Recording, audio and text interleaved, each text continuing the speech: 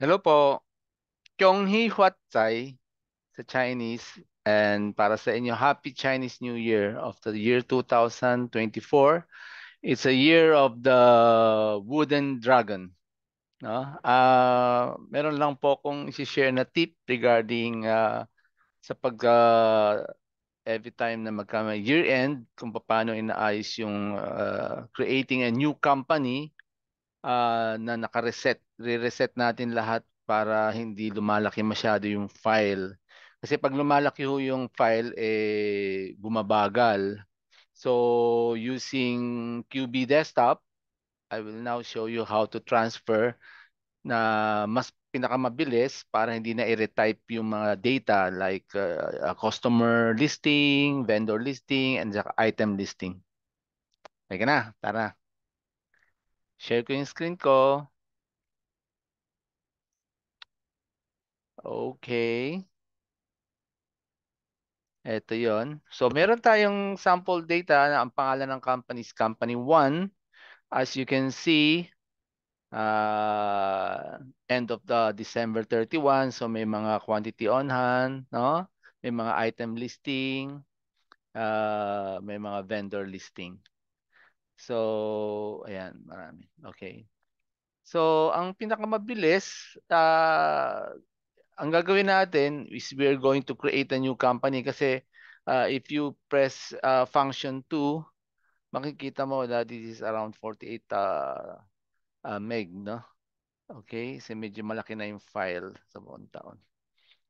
So, ganito lang pong gagawin natin. File, export, utility, export, list of IIF file.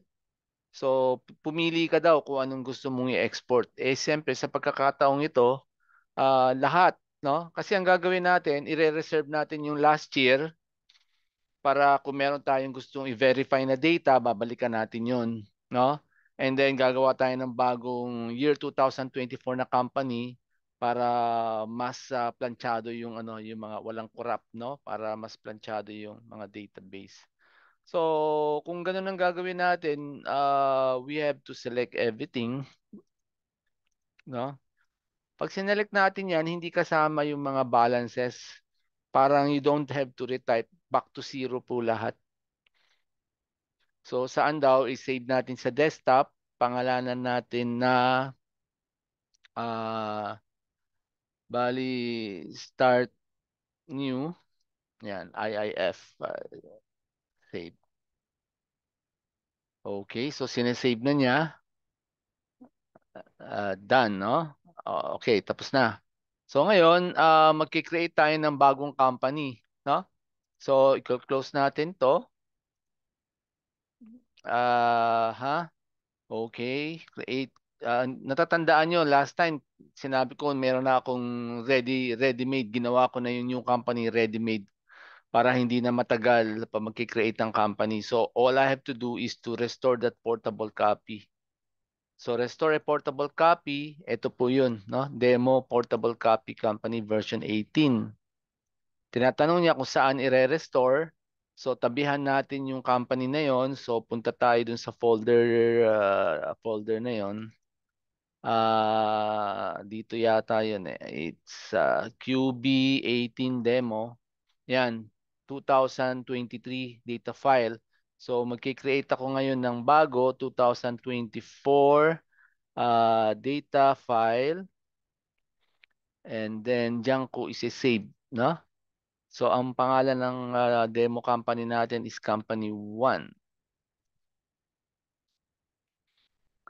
Okay. So hintayin natin matapos. Sandali lang naman yan. Mabilis lang naman yan, no? So ginagawa natin yan lalo na kapag nagmo-monitor ka ng inventory at meron kang mga build assembly para sa manufacturing. Kasi bumabagal ang accounting software kasi nire-recompute niya everything yung mga quantity on hand ng bawat item. So, mararamdaman mo talaga bumabagal kapag halimbawa 5 years na, 3 years, 5 years at maraming data. Okay. So, tapos na tayo. So, check natin, walang laman. Okay, good. So, check natin. Okay, walang laman. Okay. So, lalagyan natin ngayon ng laman. Click natin, File, Utility, Import, IIF file. Hanapin natin yung sinave natin, Start New Company IIF. Ito, Open.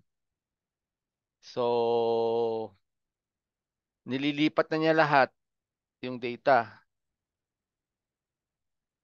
Okay. Siyempre, pagka natapos po ito, you need yung tatlong account na hindi po pwedeng ilipat like account payable, account receivable at saka inventory quantity. Kasi medyo marami yon, hindi siya po pwedeng basta ililipat as bulk, no?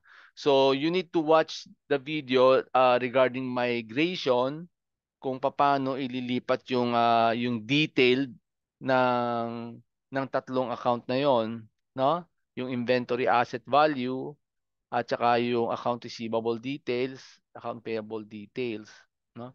So ito lang yung munang first step, no, para pakita ko lang sa inyo na there are easy way to do this.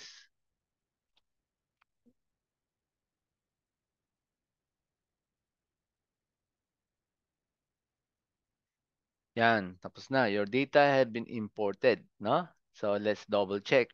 I-click natin tong item. Okay, nandyan na lahat, no? So naka-hierarchy siya. So i-flat view natin. Ayan, flat view. Ang dami po niyan, no? Around, I think, around 400 items po yan. Okay? So, check natin yung vendor. Ayan lahat ng supplier. Okay? So, ganun po. Yun lang ang gusto kong share for now. Hopefully, yung continuation ng migration, you watch the video. Kung meron po kayong gustong i-demo ko or question na gusto nyong gumawa ako ng video, huwag po kayong mahiya, i-message niyo po ako.